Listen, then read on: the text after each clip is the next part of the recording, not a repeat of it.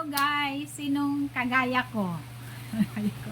Na mahilig mag-imbak. Yan. Magtago ng mga gamit. Kagaya niyan, no? Pinatago ko yan. Ilang taon nang naka-imbak. Tapos pag may mga okasyon, hindi naman nilalabas. Kasi takot mabasag. So, ang ending, talagang nakatago lang siya. So, parang nagiging bagahe tuloy sa mga kabinet na walang pakinabang dahil takot ka mabasag. So, ngayon, gawa ng paraan para magiging ganyan. O, tingnan mo. Dispose tayo para pagkikitaan.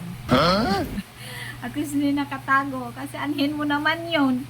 Dapat gamitin. Gusto ko nga gamitin. Kaso takot ka namang mabasag. So, dispose. Let it go. Let it go. Malapit na kami sa pupuntahan. Ay. I-deliver kami ito sa bagong pagmamayari ng vintage collection ni Madam Cecilia.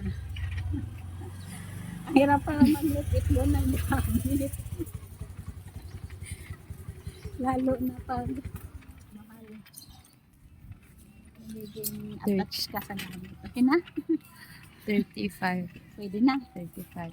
O yung ano